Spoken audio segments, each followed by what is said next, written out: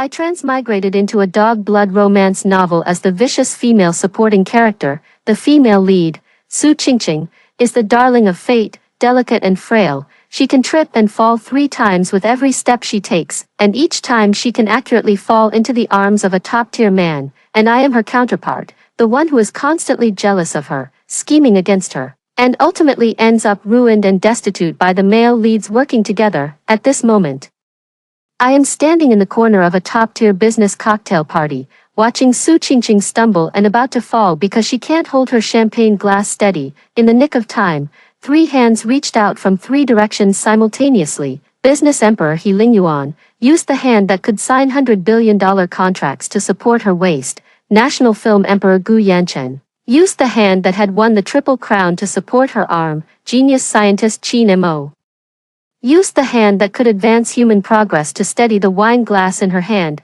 The 3 men's gazes met in the air, sparks flying, the air pressure so low that the people around them dared not breathe, and I, as the background character, had only one thought in my mind. Because of the simultaneous departure of these 3 people, the stock price of He Corporation instantly evaporated by 3 points. The investors of Gu Yanchen's starring movie were going berserk, and the progress of the national-level project in charge of Qin Mo was directly halted. Looking at the female lead, who possessed the Mary Sue halo and could make all the top men infatuated and lose their minds for her, I pondered for a moment, silently retreated to the deserted balcony, and made a phone call. Hello, is this the National Special Talent Strategic Reserve Center? I have discovered a strategic-level talent who is extremely useful to the country.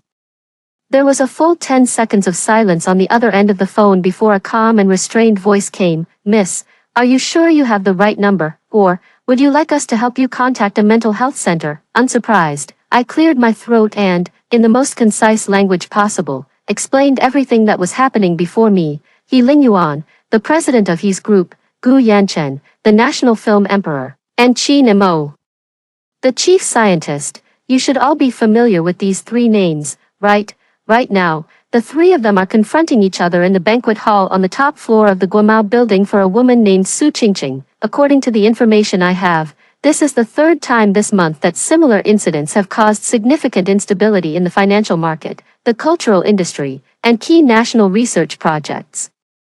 This Su Qingqing possesses an attraction aura that cannot be explained by science, which causes top men in any field to develop a strong desire to protect and possess her, leading to irrational competitive behavior. I paused and threw out my core argument. Using this power for petty romance is disastrous for the country and its people, but what if it were used in the field of diplomacy, for cultural exports, commercial negotiations, or even international relations mediation?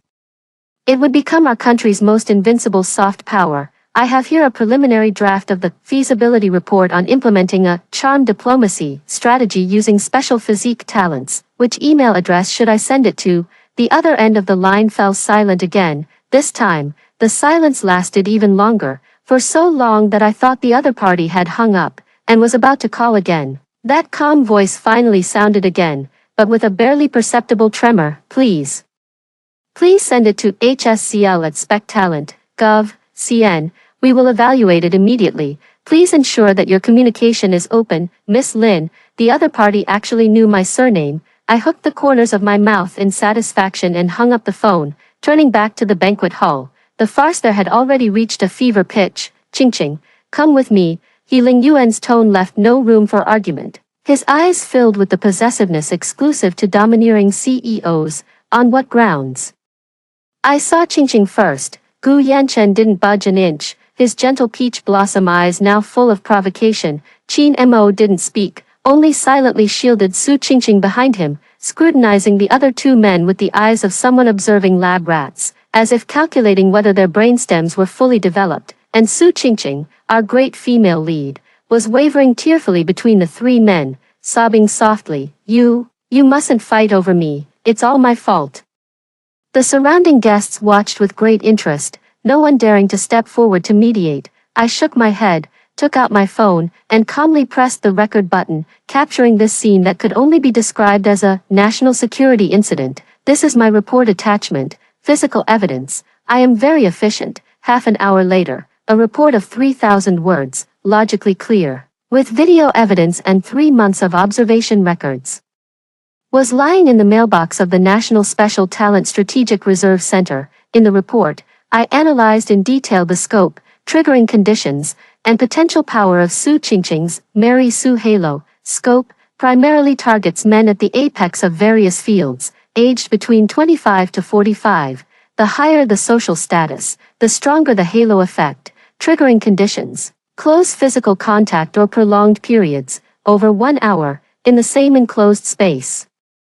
Manifestations typically include acts of vulnerability such as tripping on flat ground, being bullied, or shedding tears. Potential power: enough to temporarily disconnect the target's logic, allowing emotions to overwhelm reason, leading them to make decisions inconsistent with their status and intelligence. Finally, I wrote at the end of the report, in summary, Comrade Su Qingqing is a human-shaped strategic weapon that appears once in a century.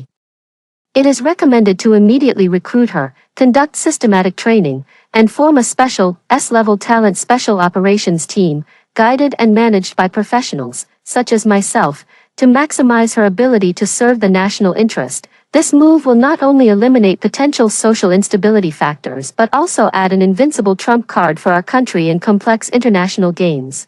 I clicked send, deeply concealing my merit and fame. Having done all this, I leisurely prepared to leave this banquet that made me physically uncomfortable. I was stopped just as I reached the door. It was He Ling Yuan's special assistant, with a professional fake smile on his face. Miss Lin, Mr., he would like to see you.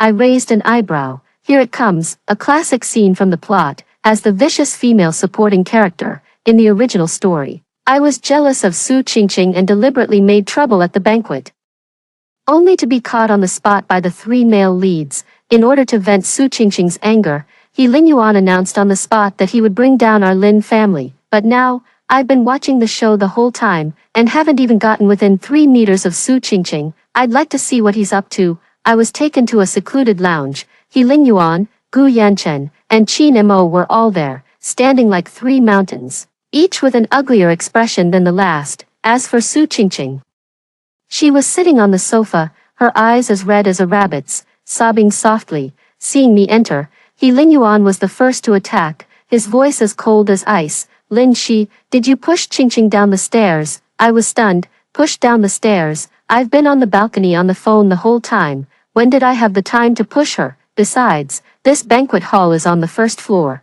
Where are the stairs to push her from? Before I could speak, Gu Yanchen interjected, his usual gentle demeanor replaced by a sharp gaze. Lin Shi, stop pretending. A waiter saw you sneaking over from the emergency exit just now. Qingqing is kind-hearted and doesn't want to dwell on it, but we can't let her suffer for nothing. Qin Mo adjusted his gold-rimmed glasses, his tone calm but with a scientist's precision, based on the angle and force of Qingqing's fall, as well as the abrasions on her calf.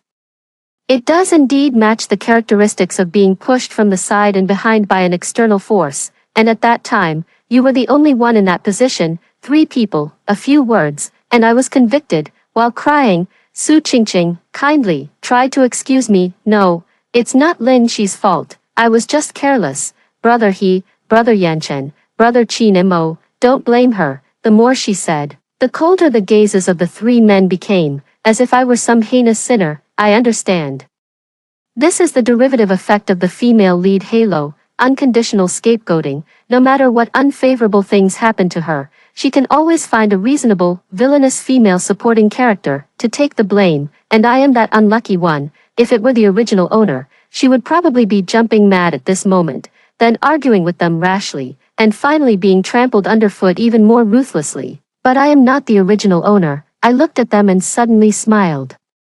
Where's the evidence? Where's the surveillance footage? I crossed my arms, asking with leisurely ease. The security system at the Guomao building is top-notch in the city. I imagine proving my innocence, or your foolishness, shouldn't be difficult. He Ling Yuan frowned, clearly not expecting me to be so calm. The surveillance cameras are broken. He spat out 4 words coldly. I laughed even more happily. Oh, what a coincidence. This is the force of the plot.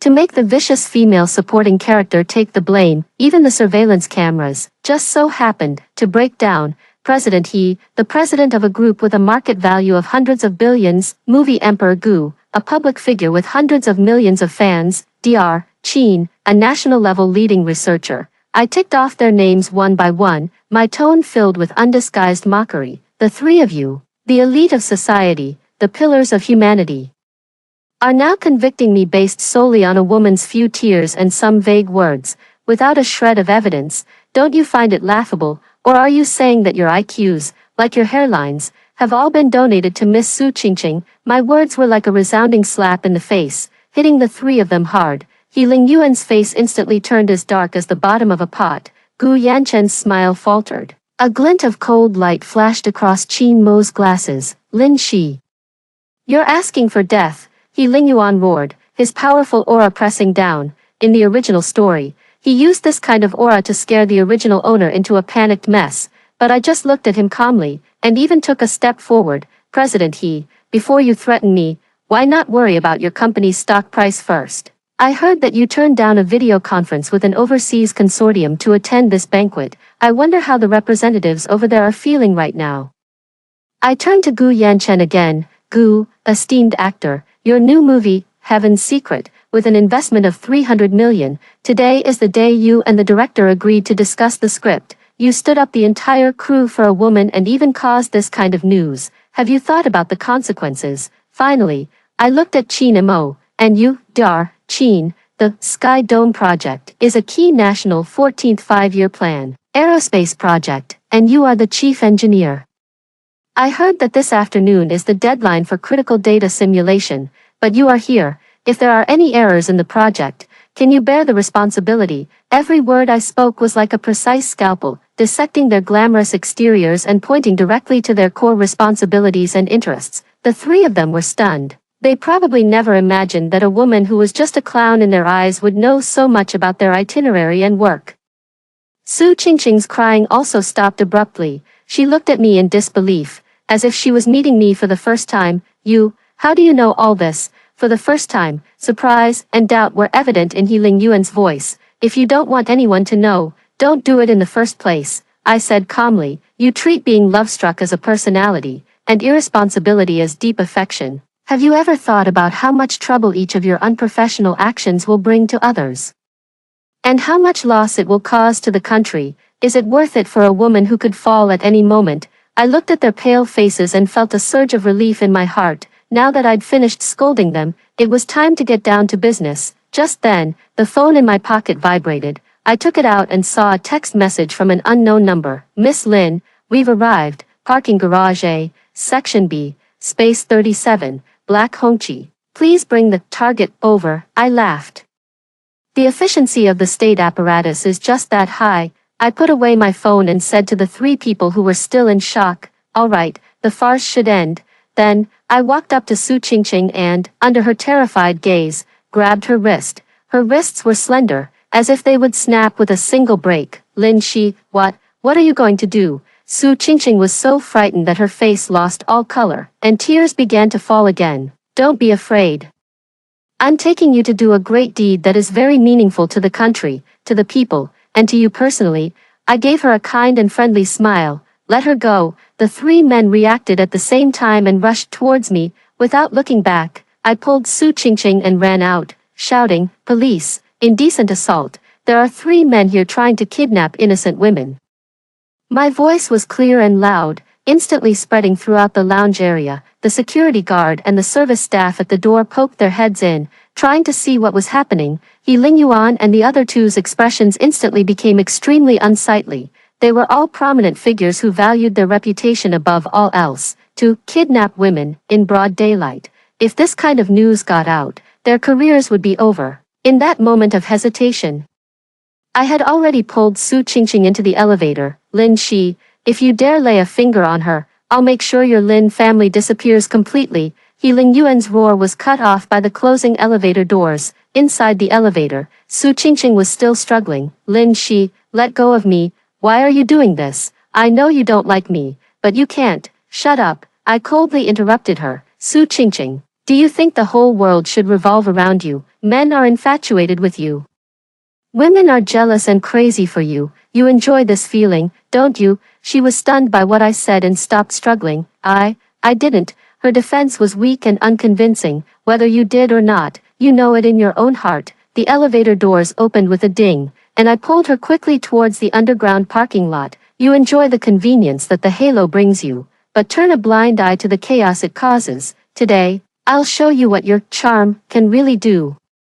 We quickly found the black Hongqi. The car door slid open silently, and two men in black suits with solemn expressions got out of the car.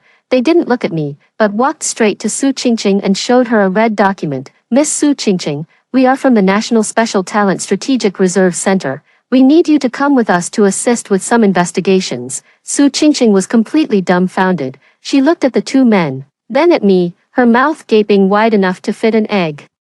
What talent? What investigation? I'm not, one of the men said expressionlessly. Your special constitution has attracted great attention from the country. Please cooperate. Miss Su, this concerns national security. The 4 words, national security, were like a mountain, instantly crushing all of Su Qingqing's will to resist. She was invited into the car. Before getting into the car, she looked back at me. Her eyes filled with confusion, fear, and a hint of inexplicable relief. The car door closed, and the black Hongqi silently drove into the night. I stood there, letting out a long sigh of relief. The world was finally quiet. I thought things would end here. Having reported meritorious service and set things right, I can now be a carefree rich second generation, watching the Lin family flourish under my wise leadership. But the next day, I received a call from that calm voice. Miss Lin Shi. I am the head of the Special Talent Center. My surname is Zhang. Is it convenient to meet, regarding Comrade Su Qingqing's work arrangements, and the S-Class Talent Special Operations team, you mentioned in your report? We need to discuss it with you in depth. I didn't expect that they not only adopted my suggestion, but also intended for me to implement it. This is really amazing. In a tea house in the city center that is not open to the public, I met Director Zhang. He looked to be in his 40s, with a refined appearance and glasses. But his eyes were unusually sharp, as if he could see through people's hearts. Ms. Lin, we have studied your report.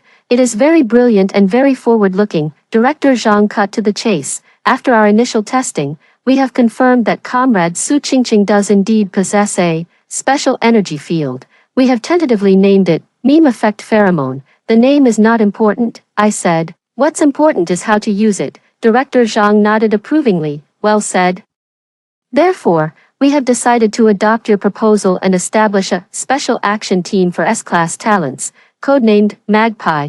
It will be specifically responsible for utilizing Comrade Su Qingqing's abilities to carry out some special foreign exchange missions. And you, Miss Lin Shi, he looked at me, his eyes burning, because you were the first to discover and propose a scientific utilization plan. We unanimously believe that you are the best candidate for the leader of this group. You will act as Comrade Su Qingqing's agent and guide, fully responsible for her task planning and daily management. The level is tentatively set as Deputy Director level. I picked up my teacup, gently blew a breath, and concealed the ecstasy in my heart. Deputy Director level. I, a 20-something second-generation rich kid, have risen to the sky in one step and become a national cadre. This overwhelming fortune has finally come my way. What permissions do I need? I put down my teacup and asked calmly, the highest level of security clearance. You can mobilize resources from relevant departments to support your and Comrade Su Qingqing's mission, including, but not limited to, restricting the personal freedom of certain individuals in society who interfere with the mission. Director Zhang smiled meaningfully. I understand. This is giving me the imperial sword, allowing me to legitimately deal with He Lingyuan and his love-struck cronies. I accept.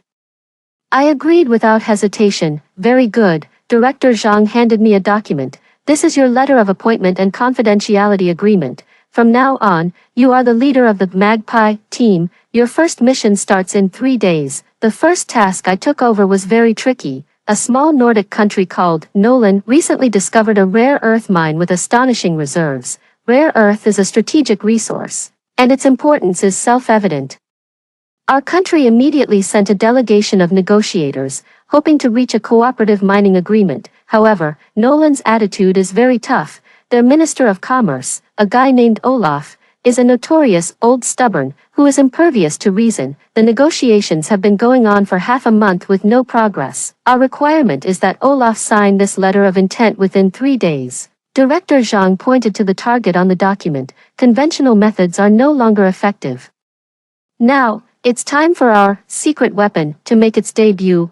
I looked at the document, lost in thought. Just throw Su Qingqing in front of Olaf and make him sign. No, that's too deliberate. The irresistible charm is powerful, but not foolproof. It works best when triggered naturally and unintentionally. Moreover, Su Qingqing is currently just a raw material and needs careful refinement. I need to conduct a 3-day intensive training for Su Qingqing, I said to Director Zhang.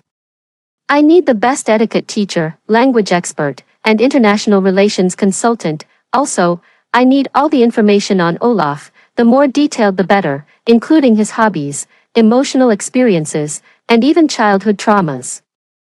Director Zhang's eyes lit up. No problem, everything you need will be in place within half an hour. The nation's execution power is terrifying. In a top-secret training base in the suburbs, I met Su Qingqing. She had changed into a plain tracksuit, and the delicate makeup of the past was gone from her face. She looked a little haggard, but her eyes were much brighter than before. When she saw me, her expression was complicated. Sister Lin Shi, from now on, call me Team Leader Lin. I interrupted her, my tone serious. Comrade Su Qingqing, welcome to the Magpie team. From today onwards, you will undergo the most rigorous training to serve the country. Do you have the awareness for this? Su Qingqing seemed stunned by my official spiel, nodding blankly. Very good. The next 3 days were a hellish ordeal for Su Qingqing, waking up at 5 in the morning, a 5-kilometer morning run, followed by 8 hours of etiquette, language, and psychology courses.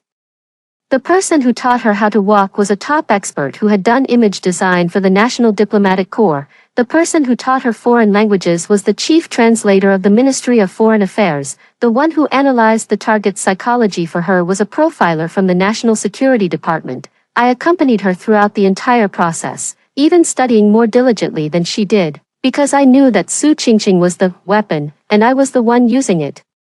I had to understand the weapon's performance and usage better than anyone else. Su Qingqing complained endlessly, crying several times. Team Leader Lin, can I not learn anymore? It's too hard. I looked at her tear-streaked face, my heart completely unmoved. Su Qingqing, look at your face, your eyes. Do you know how much they're worth? I said coldly. They are worth a rare earth mine, worth trillions in national interests. You used to use them to exchange for a few men's jealousies.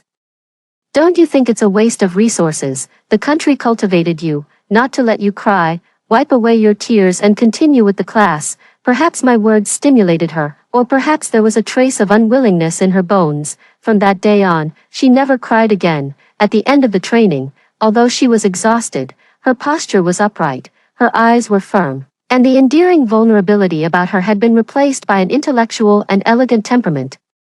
She was no longer the daughter Vine who only knew how to cry. She was forged by me, by the nation, into a sharp sword about to be unsheathed. Meanwhile, the outside world was in an uproar over Su Qingqing's disappearance. Lin Yuan used all his connections and resources, turning the entire city upside down, but still couldn't find Su Qingqing. Gu Yanchen turned down all his work, acting like a madman, guarding Su Qingqing's apartment building every day. Qin Mo, on the other hand, used his hacking skills to try to break into the city's surveillance system, but was counter-tracked by our prepared technical staff and given a small warning. They all pointed the finger at me. The Lin family's company suffered a comprehensive commercial crackdown from the He Corporation. Gu Yanchen's fans are subjecting me to overwhelming cyber violence online, but I'm not panicking at all, because Director Zhang had already assured me, don't worry, Team Leader Lin. We've already had several central enterprises take over the cooperation regarding the Lin Group's business. As for the online, the Cyberspace Administration will handle it. The arm of the nation, warm and powerful, Lin Yuan and the others were like a few monkeys flailing their fists, hitting cotton, comical and laughable. They probably never dreamed that the woman they were desperately searching for was currently being taken by me on a private jet to Northern Europe, about to carry out a national mission significant enough to influence the international landscape. Their love game ended the moment I joined the national team, the capital of Nolan, a fairy tale-like beautiful city. Our identities are art investors from the East. The identity I set for Su Qingqing is that of a young scholar with in-depth knowledge of European classical oil paintings. Our goal is to, accidentally, meet the stubborn old Mr. Olaf at a private art auction tomorrow. According to the information, Olaf is a fanatical art collector, especially obsessed with the 17th century Dutch school. Remember, your task tomorrow is not to approach him, but to make him approach you. In the hotel suite, I was giving Su Qingqing the final mission briefing. What you need to do is, at the auction, showcase your profound understanding and love for art. Don't look at him, don't pay attention to him. Treat him like air. Men are like that. The more you ignore them, the more curious they become. Su Qingqing listened attentively, holding a thick art history of the Dutch school in her hand. She had practically memorized the book in the past few days. Team leader Lin. She hesitated. I'm a little nervous. It's right to be nervous. I looked at her. Think about the teachers who worked overtime for you. Think about the resources the country has invested in you. Treat this mission as your final exam. If you fail, you'll be sent back for a retake. Su Qingqing took a deep breath, nodded, and her eyes became firm. I smiled with satisfaction. A promising youth. The next day's auction was held in an ancient castle. The guests were all wealthy and powerful, and Olaf was indeed present. He looked to be in his 60s, with gray hair and a serious expression, giving off an unapproachable air. I found an inconspicuous spot with Su Qingqing and sat down, quietly waiting for the opportunity. Soon, a painting by Vermeer was brought up. After the host's introduction, the bidding began. Olaf was clearly very interested in this painting, raising his paddle frequently. Just as the price was reaching a fever pitch, I gave Su Qingqing a look. Su Qingqing raised her hand and, in a clear voice tinged with regret, said in fluent Nolanese, "Excuse me, sorry to interrupt. I think this painting may not be an original by Mr. Vermeer." As soon as she said this, the whole place erupted in an uproar. All eyes were on our corner.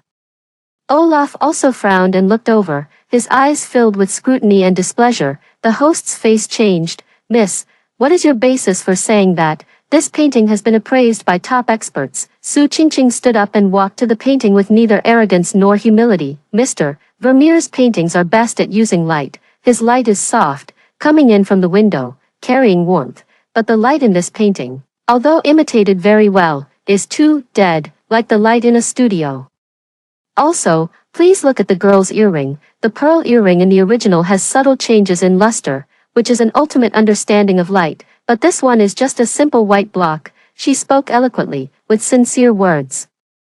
And her eyes were full of sincerity towards art, that wasn't showing off skills, but a true lover defending their beloved artwork. At this moment, she was radiant, not the kind of femme fatale glow that makes men lose their minds, but a wisdom glow interwoven with knowledge and confidence. The entire venue was silent. Olaf's gaze gradually shifted from initial scrutiny to surprise, then to admiration, and finally, to a kind of almost obsessive praise. "I know, fish, you're hooked."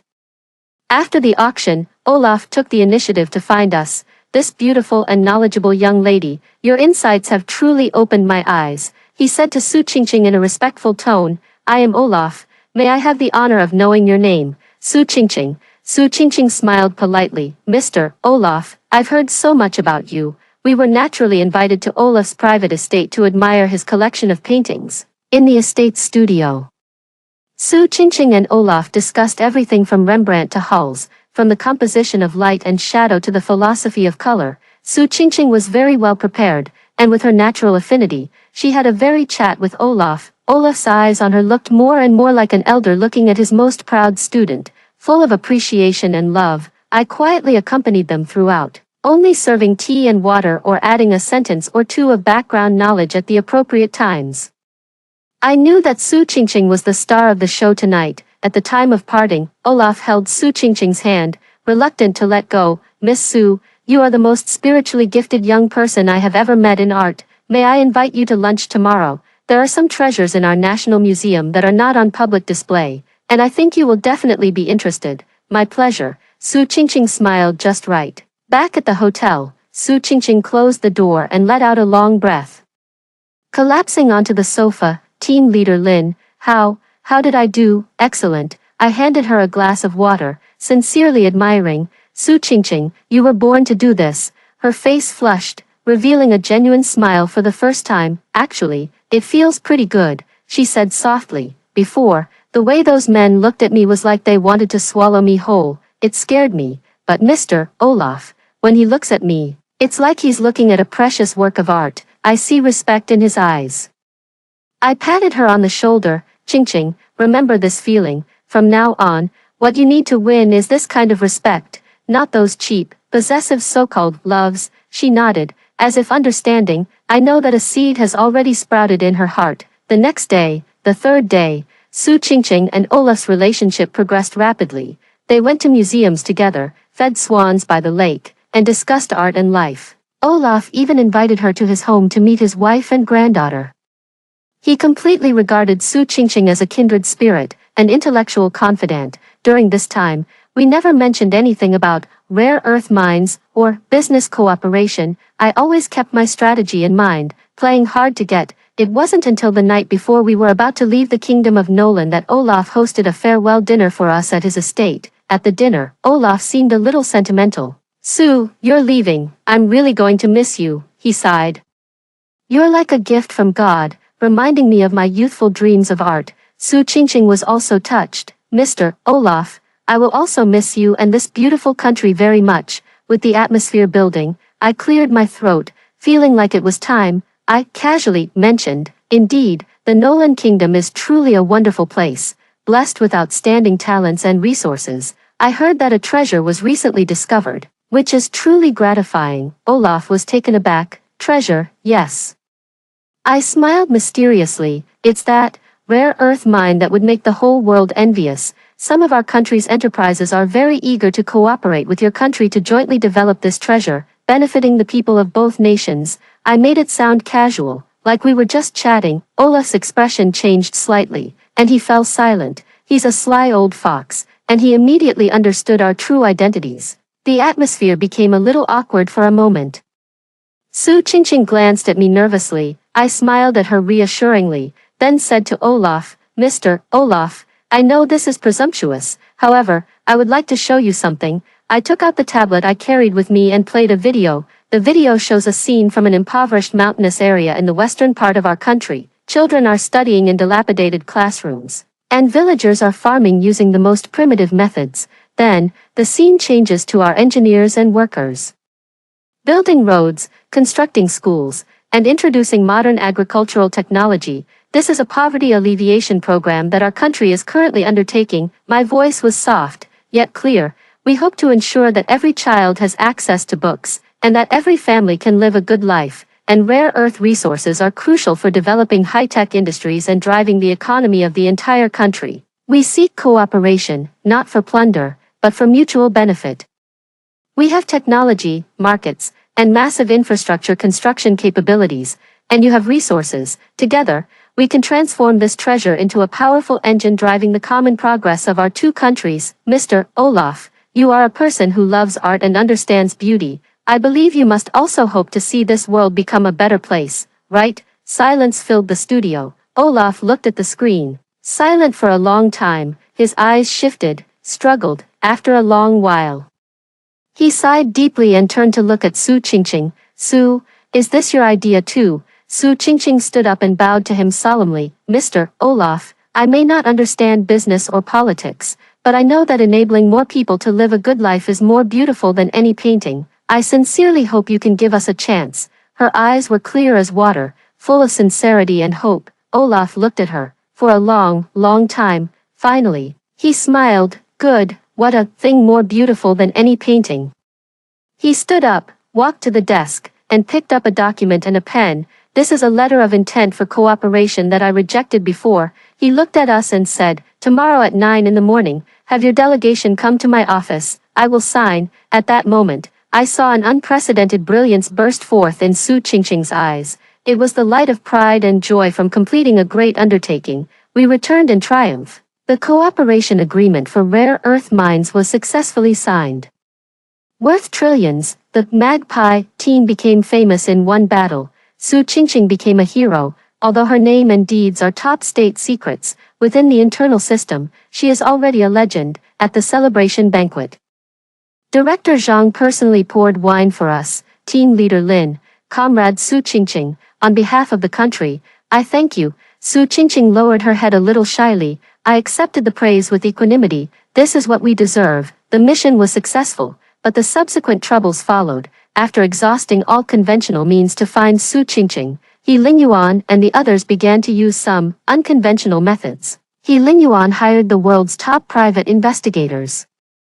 Gu Yanchen used his connections overseas to contact some intelligence peddlers with complex backgrounds. Qin Mo went even further, organizing a technical team to attempt to attack the country's household registration and immigration management systems. Their behavior has escalated from lovesickness to endangering national information security. We can't let them continue. Director Zhang's expression was very serious.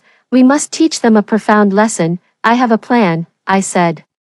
A few days later, He Lingyuan, Gu Yanchen, and Qin Mo received a mysterious invitation almost simultaneously. The invitation stated that Su Qingqing would be attending a charity gala on a cruise ship in international waters. It was a trap, one specifically designed for the three of them, but blinded by concern, they didn't suspect a thing and immediately set off. In the opulent ballroom of the cruise ship, they finally saw the Su Qingqing of their dreams. She wore a well-fitting evening gown, exuding elegance and composure, no longer the naive little rabbit they needed to protect. Qingqing, the three of them rushed forward simultaneously, their faces filled with the wild joy of rediscovery. Su Qingqing looked at them, her eyes calm, even with a hint of pity. "Mr. He, Mr. Gu, Mr. Qin." She opened her mouth with detachment and politeness. "Long time no see." This unfamiliar attitude stunned all three of them. "Qingqing, what's wrong? Did that woman Lin Shi hide you? Come with us, we." Before He Lingyuan could finish speaking, the doors of the banquet hall were shut from the outside, the lights dimmed, leaving only a spotlight shining on the stage. Director Zhang and I slowly walked out from behind the curtain. "Ladies and gentlemen, welcome to the National Security Law Popularization and Education class." I held the microphone, looking at them with a smile. The expressions on the three people's faces changed drastically. "Lin Shi, it's you again. What exactly do you want to do?" He Lingyuan roared. "I don't want to do anything. It's you guys. What do you want to do?" I put away my smile, my voice turning cold. "Illegally employing foreign personnel to spy on citizen information, colluding with intelligence organizations to steal state secrets, organizing hackers to attack national databases. The three of you really have some impressive skills." With each sentence I spoke, their faces paled a little more. "Their little tricks have long been monitored by us." Director Zhang took the microphone and said, "According to the national security law and related legal provisions, your actions have seriously endangered national security. Now, we officially inform you that you are under investigation." As soon as he finished speaking, a group of uniformed national security personnel poured in from all directions, surrounding them. He Lingyuan and the other two were completely dumbfounded. They never imagined that their pursuit of love would rise to the level of endangering national security. They thought they were the male protagonists of romance novels, free to do whatever they pleased, but they didn't know that in the real world, in the face of the state apparatus, they were nothing. "Take them away." Director Zhang gave the order. The three once arrogant darlings of heaven were escorted away like three defeated roosters. As he passed me, He Lingyuan glared at me, gritting his teeth as he said, "Lin Shi, I won't let you off." I laughed. "President He, you should think about how to pick up soap in prison first." The rest was simple. The He group was investigated because its president was suspected of endangering national security. Its stock price plummeted, and it was soon taken over and reorganized by several state-owned enterprises. Gu Yanchen was listed as a tainted artist and completely banned. Qin Mo's research results were all handed over to the state, and he himself was sent to a secret research base to assist the state in some research that is not convenient to disclose to the public. They paid a heavy price for their stupidity and arrogance, and their story has become a classic, negative example. Within our special talent center, the theme is, love can really land you in jail. With these three major troubles resolved, Su Qingqing and I got our work back on track. We became the golden partners of the Magpie team. I was responsible for formulating strategies, gathering intelligence, and paving the way. She was responsible for being in front of the stage, using her unparalleled charm to conquer one impossible task after another. we persuaded a stubborn African warlord to voluntarily lay down his arms and accept peaceful reorganization. We made a Silicon Valley giant, who holds the core technology of chips, willingly invest and build a factory in China.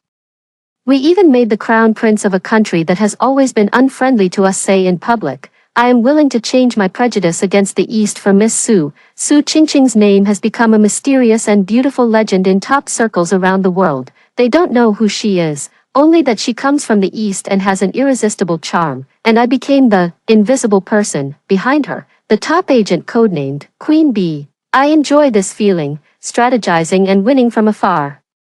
This is much more interesting than playing childish games of jealousy with a bunch of love-struck fools. A few years later, I was promoted to Deputy Director of the Special Talent Center, in charge of all external, charm diplomacy, operations. Su Qingqing also grew into a first-rate special agent who could hold her own. She no longer needed me to teach her step by step. Most of the time, she could make the most accurate judgments herself. Our relationship has also changed from superior and subordinate to the most tacit comrades and friends.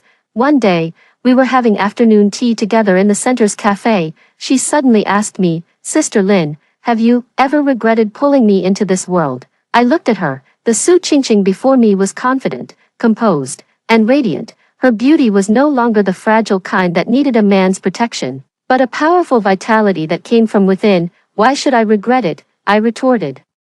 Which do you think is better, your current life or your previous one? She smiled, her eyes sparkling with a truly captivating beauty. Of course, it's now, she said. Before, I felt like a doll, being fought over by several men. My life was their battlefield. Now, I feel like my life is a sea of stars. What I'm fighting for is the glory of the entire nation. She paused, and said to me sincerely, Sister Lin, thank you. I smiled and raised my coffee cup. You're welcome. I should be thanking you for helping me find the career that suits me best. We smiled at each other. Everything was understood without words. As for those male protagonists in the original novel, after years of labor reform and patriotic education, He Lingyuan was released. His business empire had long since vanished. But he himself seemed reborn, no longer the arrogant CEO, but dedicated to the country's poverty alleviation efforts, becoming a low-profile philanthropist. It is said that his greatest wish is to atone for his ignorance of the past. After being blacklisted, Gu Yanchen went abroad and became an independent documentary filmmaker. He stopped making those glitzy commercial films and instead turned his camera towards ordinary people working overseas for the national interest. His works unexpectedly won several major international awards and became another calling card for cultural export. As for Qin Mo, he remained in that secret base forever. He dedicated all his talent to the country's aerospace industry. It is said that he contributed to several key technological breakthroughs. He never saw Su Qingqing again, but in a corner of the Tianqiong space station, there was a small Qing character, known only to him. They all, in ways I never imagined, converged on the same path and contributed to the nation. Perhaps, this is the best ending. I put down my coffee cup and looked out the window. The sun is shining, and the country is at peace, and we will continue to fight for this beauty. The end. Next is the second story. The day my biological parents found me and took me back, my neighbor held his dog and watched the show from the sidelines. Later, the boy next door had a breakdown while tutoring me in advanced mathematics one-on-one.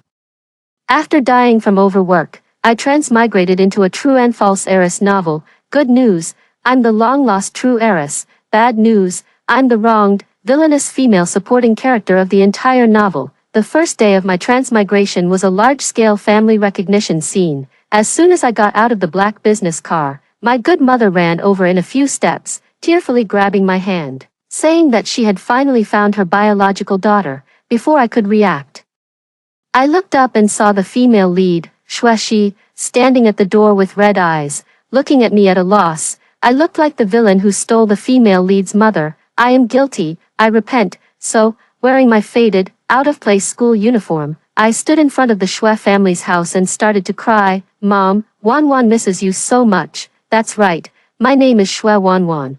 But just an hour ago, my name was Zhang Wan. When Mom saw me crying, she cried too, and so did the female lead. Mom misses you too. I don't know how much you've suffered. My heart aches for you. She just kept pawing at my paws, but she didn't hug me. so the three of us cried throughout the villa area, and even the neighbors dropped their dogs and came out to see. What's all the commotion? After we had cried enough, Mom took my hand, and the female lead, Dad, and brother walked behind us as we went into the house together. They began to ask about my life and studies. I answered them one by one. Are your adoptive parents good to you? If you don't understand anything in your studies, just ask your brother. During this time, the female lead didn't say a word. Yes, the female lead isn't leaving. Her current identity is my older sister, born on the same day, month, and year as me, and I'm the one who was lost and found and brought back. Why? Of course, it's because my adoptive parents' conditions were poor, and my biological parents couldn't bear to let the female lead go back and suffer. So they gave my adoptive parents a large sum of money to send me away. That's how I was brought back too. To be honest, getting my money back would be less than buying the female lead. Thinking of my ending in the original book gives me a headache. Looking at the delicate female lead sitting across from me, why would I provoke her? So I made up my mind to give up. Slacking off is slacking off, but studying is still necessary. After solidifying my status as the real heiress, my quality of life has greatly improved. I have bodyguards protecting me when I go out, and nannies taking care of me when I return home. I wear designer clothes and eat gourmet food. I also had to study more than my peers, living under the same roof as the female lead. We barely exchanged a few words, but every time I compared myself to her, I would feel down for a while, so I worked even harder in my studies. I did well in the college entrance exam that year, so I chose a school far away from home. My mom held my hand, reluctant to let go. Why did you have to choose a school so far away? But it's okay, your brother Yenjo also works at that school. I'll call him another day and ask him to take care of you. Wait, why is a male supporting character popping up even though I've stayed away from the female lead's life? I gazed at Chi Yenjo, who was lecturing on advanced mathematics on the podium, and started to doze off. Hey, you sleeping over there, stand up and answer this question. Could he be talking to me? My brain cleared up for a moment, then started to get muddled again. I was about to doze off when I noticed several pairs of eyes staring at me. My roommate Dong Dong was frantically poking me from the side. Wake up, the teacher is looking at you. I shuddered and stood up tremblingly like a quail, looking at the double integral on the blackboard. I weakly replied, I don't know how. His eyelids seemed to twitch, and then he took a deep breath and told me to sit down. I spent 2 calculus classes in trepidation. From then on, I dared not doze off in calculus, because Chi Yenjo wouldn't tutor me privately anymore. Actually, after my mom contacted him, I lived with him during my school days. Back when I was first brought to the Shui family, he was the one who came out to watch the show with a dog in his arms, and thus began a long friendship. When I was in high school, he was in college, and he was responsible for tutoring me and the female lead in various subjects. Salary, 0, a real workhorse. Whenever I spelled through as though, he would stand behind me and the female lead with a dark face, just staring at me. He refused to give up this glorious mission because he grew up with the female lead, as the devoted male second lead in the original novel, a gentle older brother next door. He was bound to take on the glorious mission of tutoring the female lead, of course. Except for me, I'm just an extra, and it's not easy for him to refuse. Whenever I made mistakes in calculation problems, he would abandon his gentle image and break down like the parents tutoring their children in those short videos. He just didn't dare to hit me.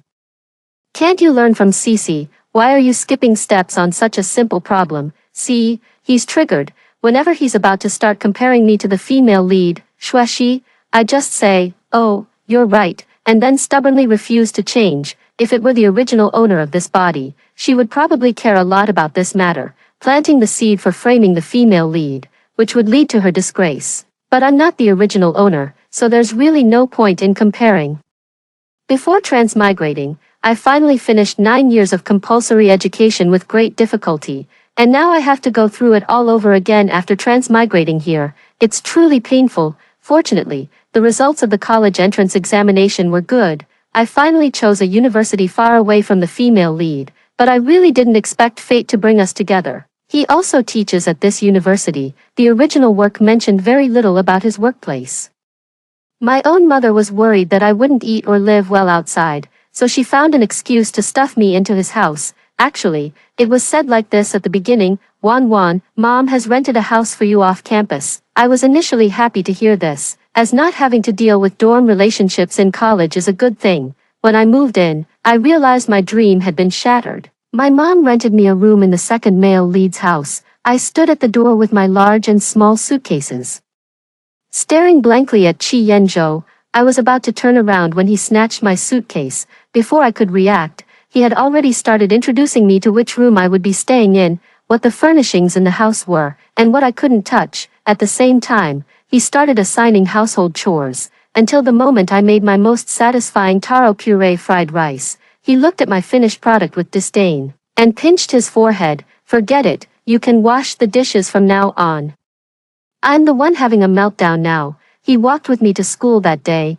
I thought he was just a teacher, but no one told me he was my calculus professor. I'm about to hang up now. He drove with a dark face, and I sat in the back seat like a quail, holding my advanced mathematics notebook and book. Have you ever seen a college student go home still clutching an advanced mathematics book? How much of today's lecture did you understand? That's about it. A poor child who majored in Chinese language in my previous life, chose psychology under pressure, but this thing requires advanced mathematics. To stay as far away from the female lead as possible, I could only choose this seemingly decent major. Studying Chinese language all the time would be quite boring, right? The atmosphere in the car was strange, and his grip on the steering wheel tightened. He was close to crushing the steering wheel. Finally, he choked out a sentence, Shui Wan Wan. Just wait to fail your exams at the end of the semester. Don't, big brother, you're my brother, my only brother. Save the child. I promise I won't doze off in your class anymore. What a narrow escape. From then on, there was one more poor soul fighting for a front row seat in advanced mathematics class. Others were there to admire Chi Yenzhou's good looks up close, but I just didn't want to fail the course. I couldn't bring myself to shamelessly ask him for tutoring after school, for my sake. I've worked so hard, please help me out.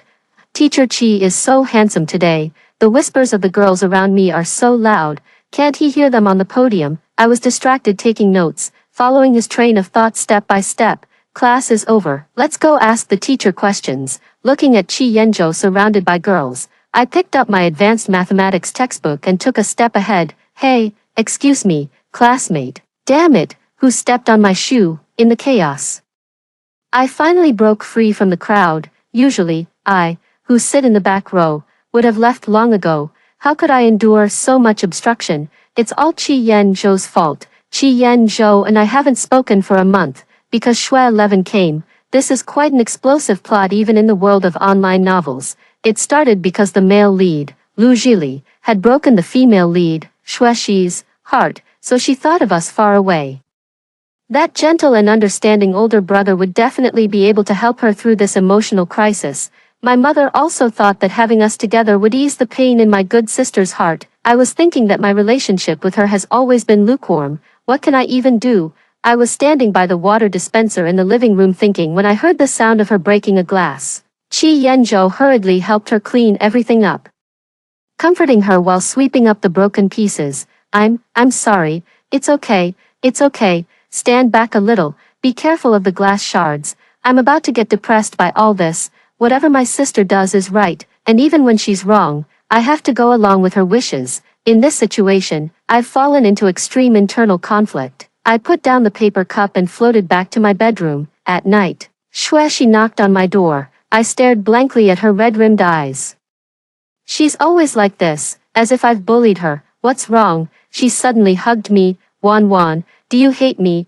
I've been bothering you like this. I was squeezed by her, feeling a little unsteady, and after thinking for a moment, I said, it's okay, I'm just staying here temporarily anyway. Thank you for understanding me, Wan Wan. Zhili did a lot of excessive things before, so I'm feeling very upset and wanted to find someone to talk to. You know, I don't have many friends.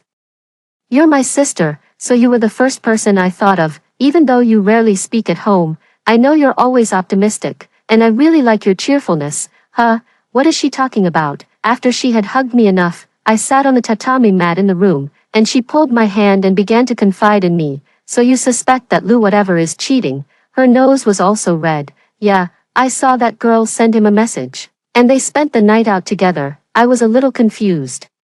Wasn't the male lead supposed to be quite self-disciplined? Didn't you break up? Since you broke up, just move on to the next one. I kindly offered a suggestion, but my heart hurts so much. I can't bear to part with him. Does he have some hidden reason? I widened my eyes. I was just about to say how would I know. She started to cry. I regret it so much. I shouldn't have broken up. I patted her back. If you're not sure, go and ask him yourself. I don't dare. Boo-hoo-hoo.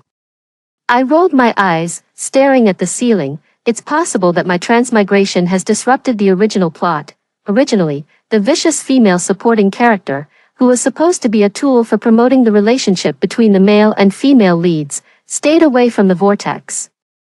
And the plot began to go awry. I didn't expect the male lead to cheat, but after all, it's none of my business. If I were to follow the plot now, the situation would be that I, having just been recognized and brought back, would be constantly making things difficult for the female lead, who is still in the Xue family, out of jealousy, and the male lead, as the female lead's childhood friend, naturally wouldn't tolerate me. After the two of them removed the obstacle of the vicious female supporting character, they lived happily together. Now that I, the obstacle, am gone, the two of them are successfully together, but the male lead has a problem, so the female lead comes to me to solve the problem. What problems can I solve? I kept patting her back, afraid she wouldn't be able to catch her breath. Just then, Qi Yanzhou knocked on the door from outside and came in. What did you do to make her cry?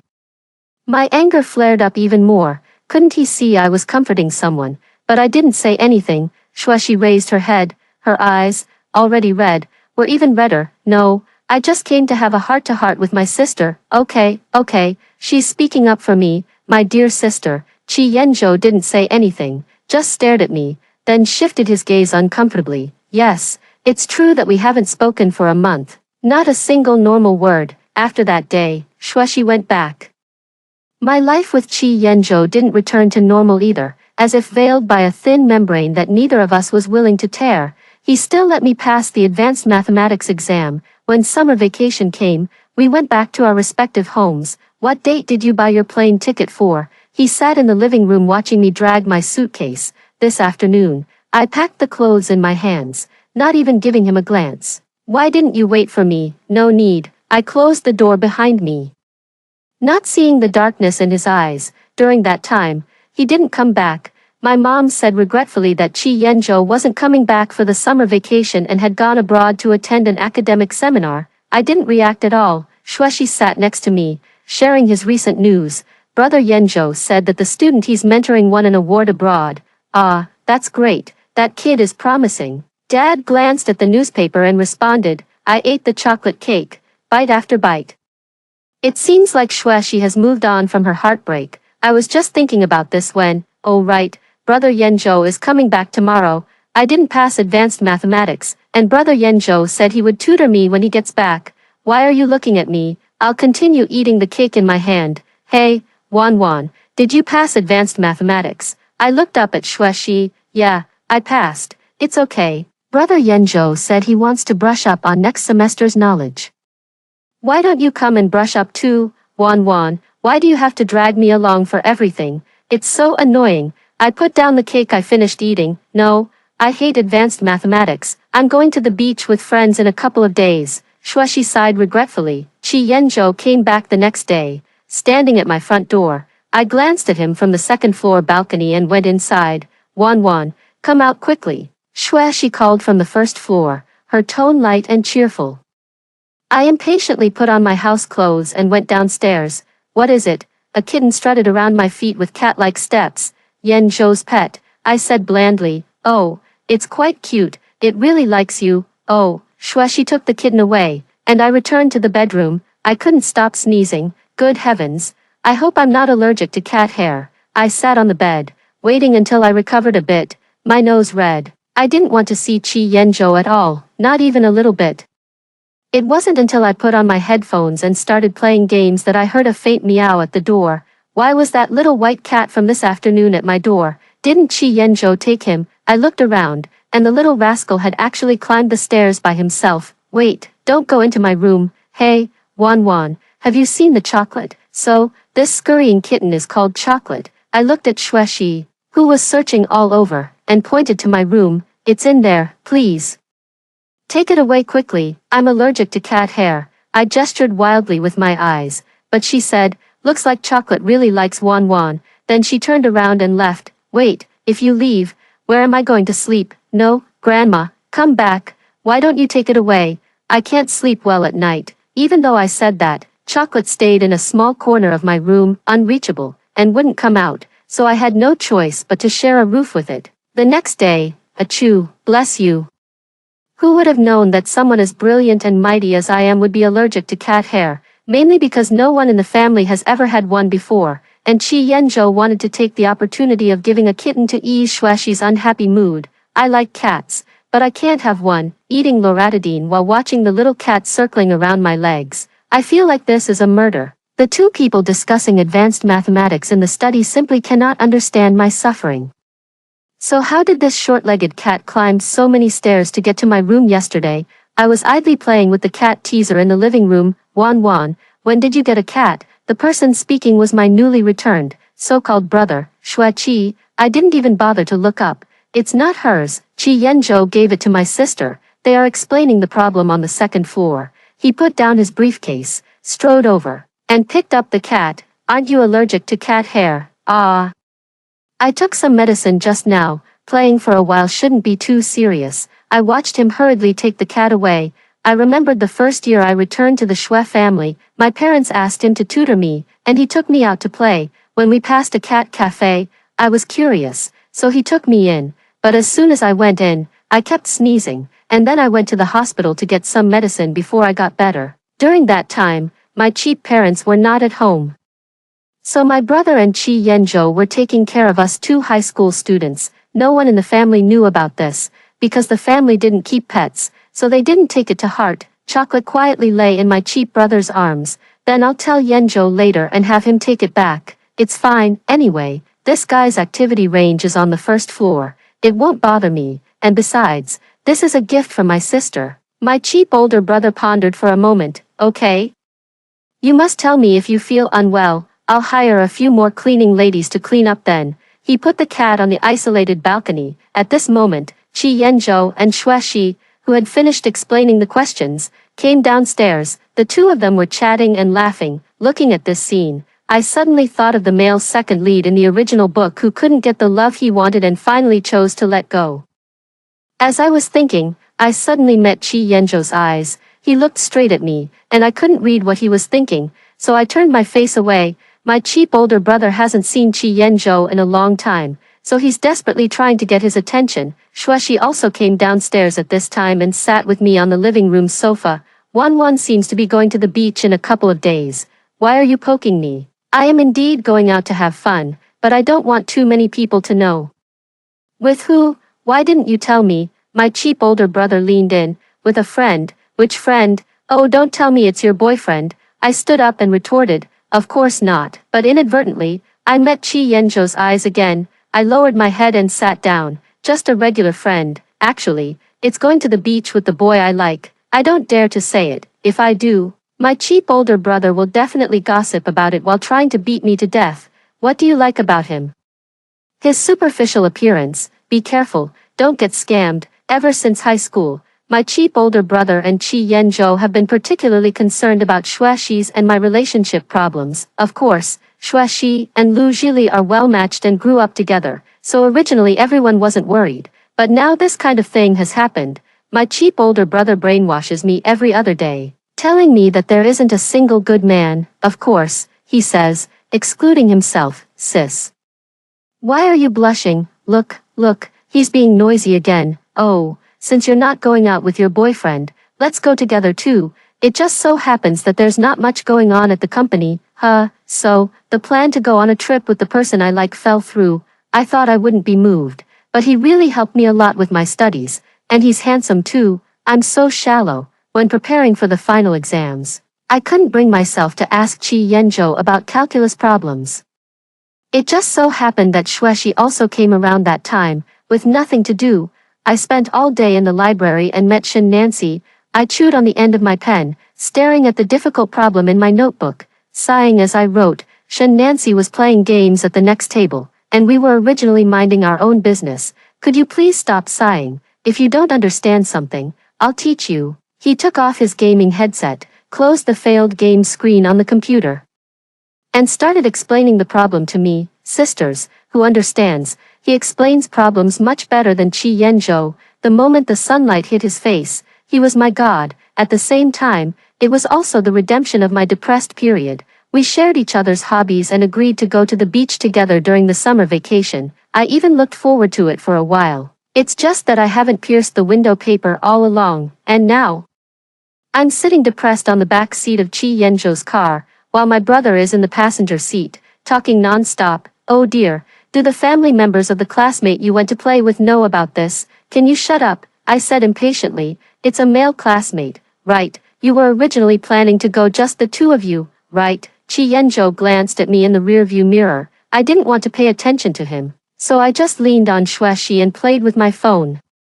When we arrived at the airport, I saw Shen Nancy waiting with a wry smile. These are my older brother and older sister, I said, pointing to my cheap older brother, Qi Yanzhou, and Xuexi. The more the merrier, Shen Nancy said, seemingly not caring about anything, as he put his arm around my shoulder and smiled, dragging his suitcase with his right hand, although I had explained the situation to him in advance. But I couldn't help but feel guilty, at this moment.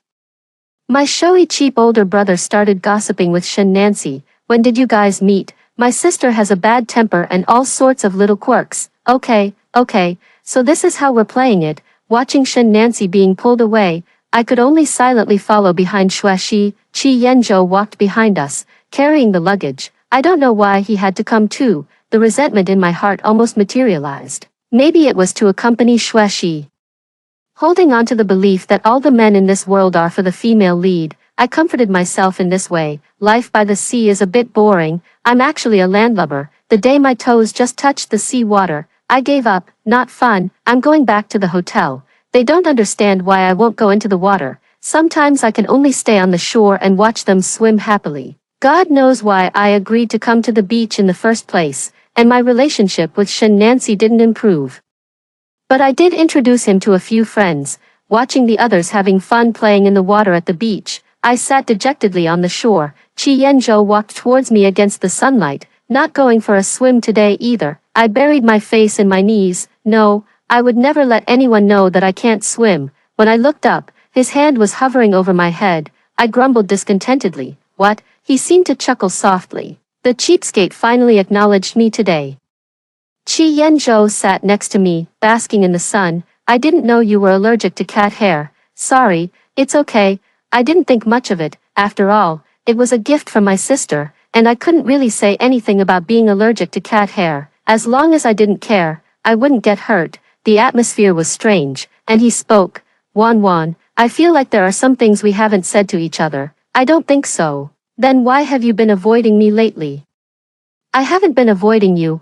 I paused for a moment, not looking at him. It's just unnecessary. Besides, I've been bothering you for too long. It's not good. He grabbed my hand, a little choked up. I don't feel like you're bothering me. I just, Wan, why are you just standing there? Come and play. My cheap older brother yelled at us from afar. I let go of his paw for a moment, got up and walked towards my cheap older brother and the others. He walked silently behind me, and I ignored him. I was in a bad mood throughout the entire beach trip. On the way back, Shen Nancy kept asking me to share my sister's other social media accounts with him. Getting her WeChat wasn't enough. Under the guise of wanting to know more about Xuexi, I consoled myself. This is just how the Mary Sue protagonist is.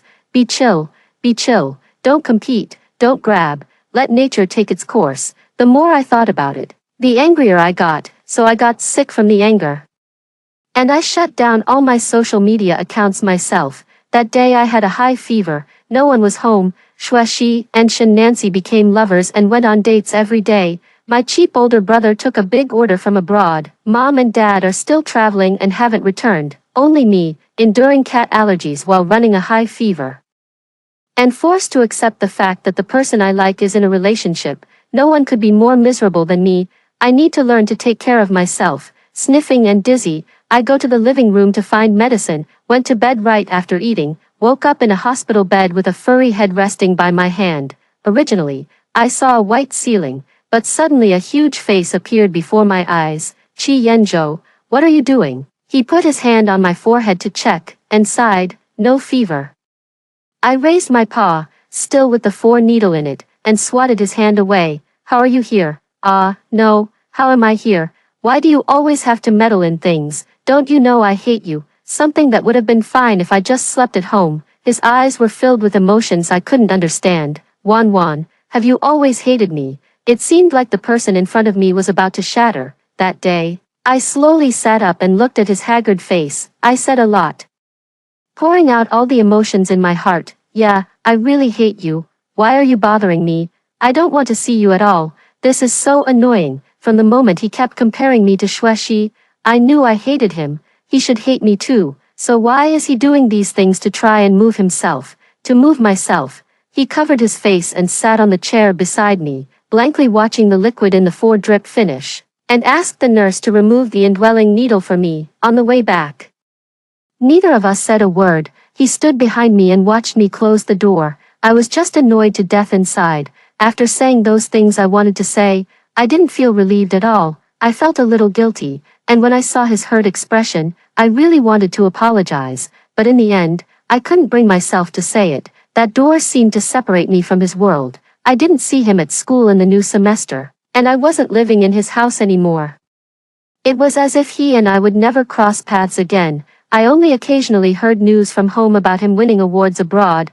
My university days are almost over, and Xuexi is about to marry Shen Nancy. Perhaps he received a wedding invitation. After spending a long time with chocolate, my cat allergy gradually disappeared. Looking at chocolate, I sometimes suddenly think of Chi Yanzhou. Every time this happens, I shake my head, trying as much as possible to remove him from my mind and focus on the work at hand. I just feel guilty. That must be it. Xuexi's wedding was very grand, and as a member of her family, I stood respectfully at the door to greet the guests. Chi Yanzhou, arm in arm with a beautiful woman, handed me the wedding gift money. He just smiled faintly at the woman beside him. After I took the gift money, I said, please come in and take a seat. It turns out it's so painful to see them again. I didn't dare to look at their backs, just numbly accepted the gifts from the guests, and then offered them candy. Xuexi entered in her wedding dress, and as the music started, the entire hall held its breath. She was truly breathtakingly beautiful. The groom, Shen Nancy, stood at the end, waiting for his bride. Xuexi, arm in arm with her father, walked forward step by step with solemnity, standing below the stage. Watching Xuexi about to receive her happiness, I felt a sense of loss. Please have the bride toss the bouquet to the audience below. Happiness hasn't fallen into my hands, nor do I expect it to. Oh dear, I'm already married. Let's toss the bouquet again. The woman holding Chi Yanzhou's arm picked up the bouquet that had fallen at her feet and said with a smile, so, she's already married. Then, madam, please choose someone to give it to. There are many unmarried girls here. The MC began to smooth things over. The girls below, eager for happiness, were in an uproar. Give it to me, please give it to me. I turned to leave. Then give it to that girl. I paused, looking at the feet that had stopped in front of me. The girl holding the bouquet smiled and blessed me. Bless this girl to find her true love soon. I looked up, meeting the identical gentle expressions in their eyes. I lowered my head in a panic, wanting to refuse. Sorry, but she didn't allow me to refuse, pushing the bouquet into my arms. Afraid of ruining the flowers that symbolized happiness, I held them carefully. Thank you. Didn't look at anyone again. I hid in the bathroom, crying my eyes out. Why do I feel so bad seeing other people happy? Perhaps it's just my pride acting up. I wasn't without relationships during college, but each one ended with us being incompatible. Perhaps I was too eager to get a result, to find someone who loved me wholeheartedly. It was like trying to fill that unloved heart, crying until my stomach ached. I slowly squatted down, leaning against the wall for support. During the time I lived with Chi Yanzhou, I never missed a meal, even if I had my eyes closed. I had to finish breakfast. Later, after he left, my irregular eating habits relapsed. I have only myself to blame. At that moment, only these words came to my mind, wanting others to treat me well, yet ruthlessly pushing them away. Wanting others to apologize first after doing something wrong. So all of this is self-inflicted. I could only go to the wash basin to touch up my makeup, but unexpectedly saw the girl who was with Chi Yanzhou. She was also surprised to see me. After the surprise, she hurriedly came up to me to ask with concern, "What's wrong? Are you feeling unwell?" Compared to her, I was like a despicable clown. I waved my hand. "Just period cramps. Thanks for your concern." "Who cries from period cramps?" "Oh, it's me." "Never mind then." The moment I came out of the restroom, I saw Chi Yanzhou waiting outside. I fled in a panic like a clown.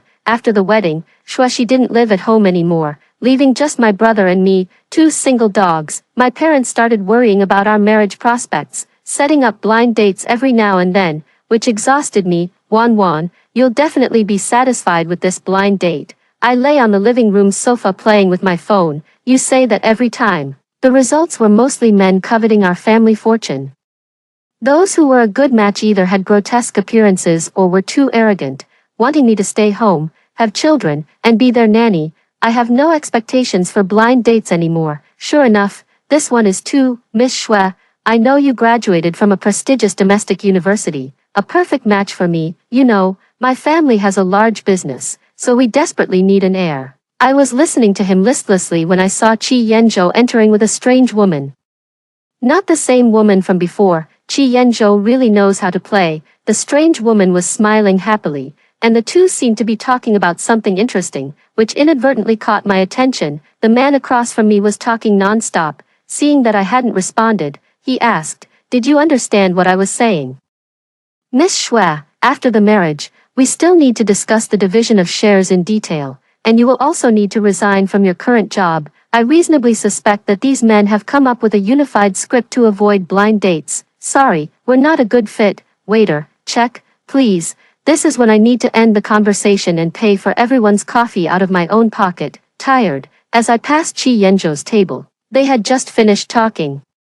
I could only walk a little faster to avoid embarrassment, but I never expected to have such bad luck during this time. I was just driving my car properly when I was hit by a street racer. My head is a little dizzy, half of the car was stuck in the flower bed, and the airbags popped out, relieving most of the pressure. But why is my consciousness so blurry? Why does the person patting on the car window look so familiar? I think I should open the door for him, but I don't have the strength anymore.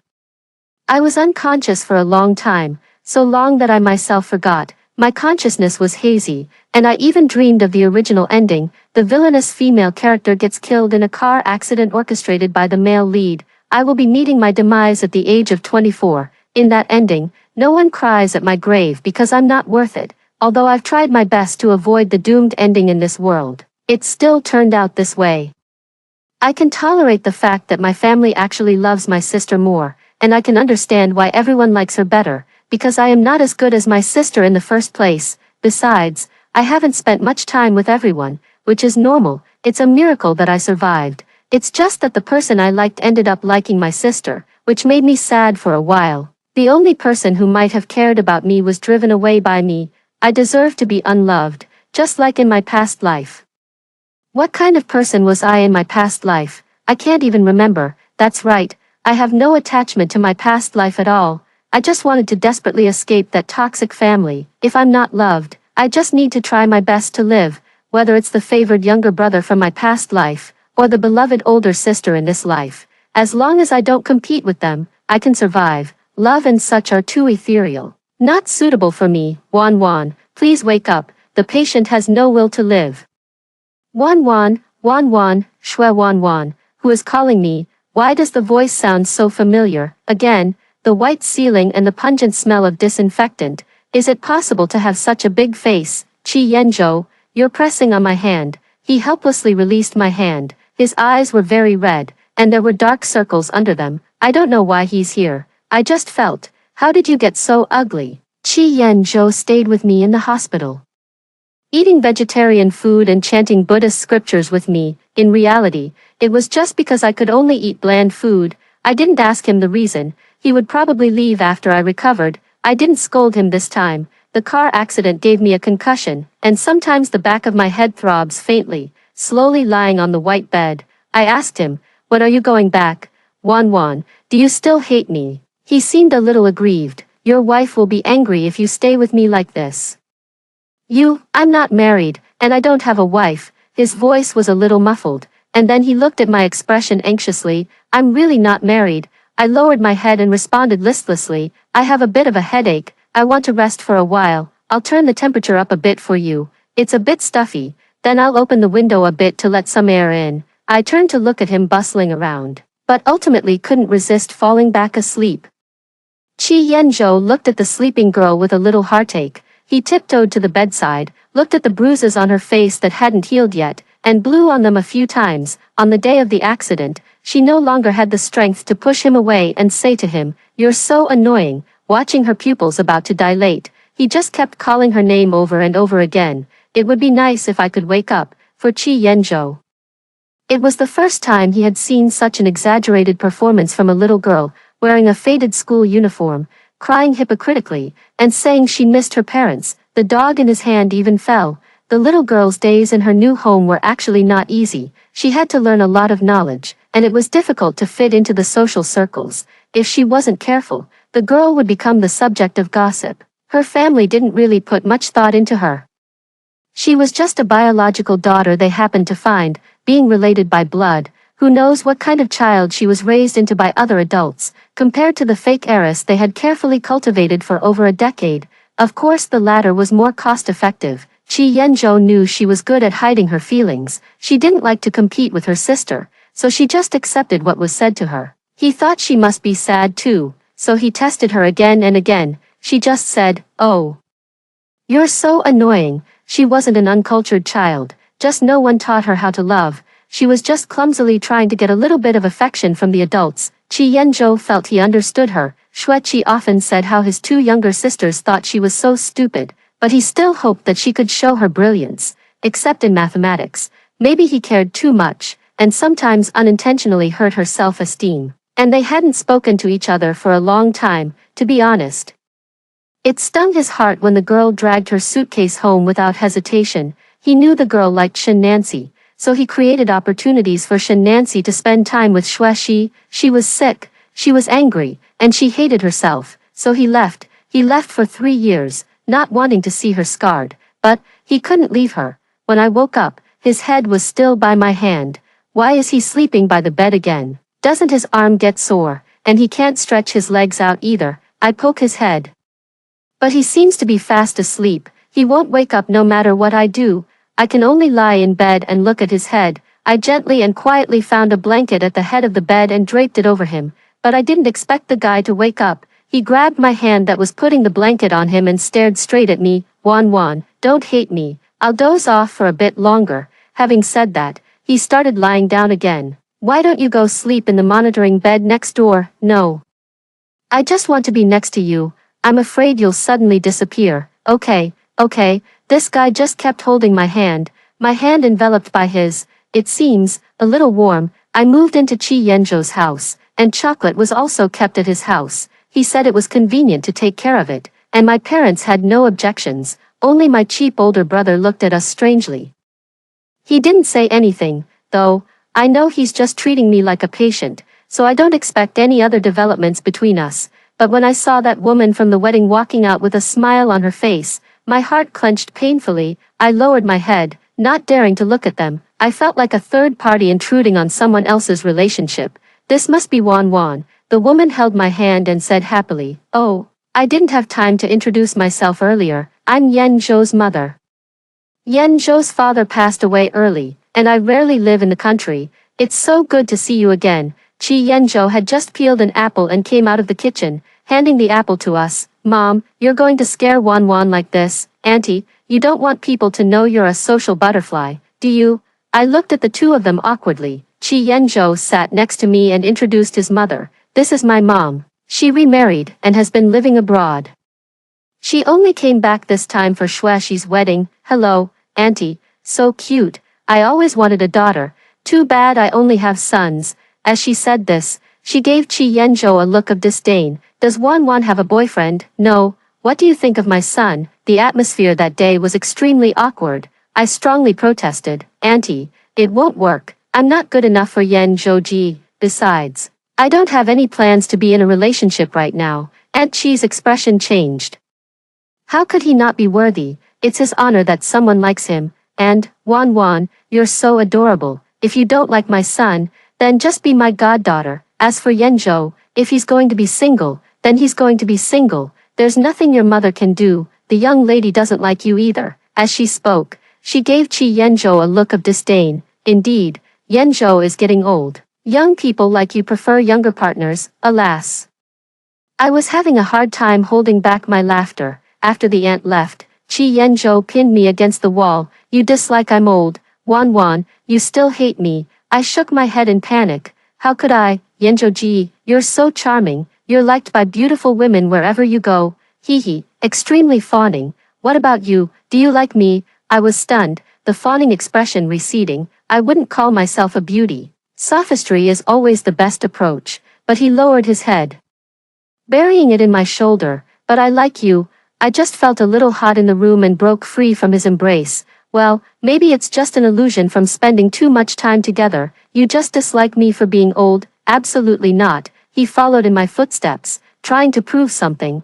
"I understand. So, you have no feelings for me." His voice suddenly sounded aggrieved. "No." I turned around to comfort him, but unexpectedly bumped into his arms, his wide embrace enveloping me. He spoke softly above my head, his voice muffled. "If it's not that, then what is it? Don't hate me. I will be sad. What do you like about me?" "I like everything about you, whether it's your appearance or your soul. I like all of you, although you're sometimes willful. I just like you the way you are." "Oh, I see. Do you really have no feelings for me?" He hugged me with a grievance. "Why don't we try?" I looked up at his face and kissed him on my tiptoes, but this little rascal. Having tasted the sweetness, before I could react, I was in his arms, kissed into a daze. His scent filled my nostrils, and I lay limply in his arms. Then he said that for the sake of our relationship, we needed to have a good talk. We talked all night, finally recovered from my illness.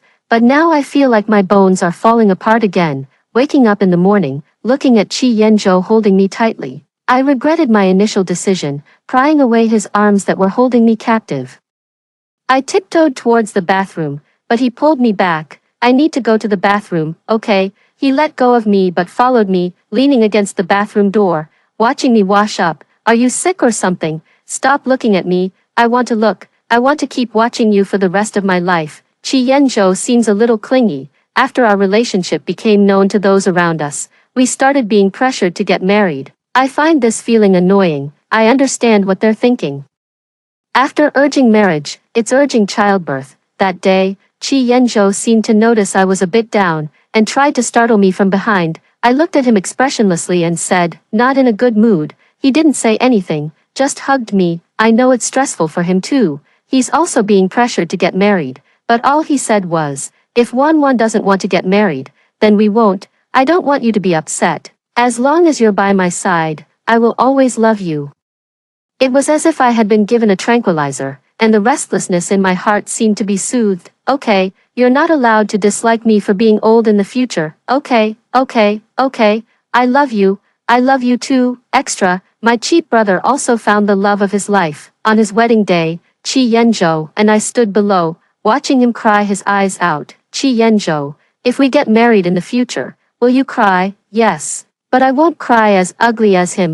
Later, Qi Yanzhou took me to the beach again. At 26, I watched an incredibly grand fireworks display. He said, "This time, it's finally just the two of us here. Last time, I was truly mad with jealousy. I can't imagine what I would have done if you had gone to the beach alone with him back then. But thankfully, in the end, it was still the two of us." After hearing the story above, what are your thoughts? Feel free to share your opinions in the comments section. Looking forward to hearing from you. If you liked this story, don't forget to like it, share it, and subscribe to my channel. See you next time.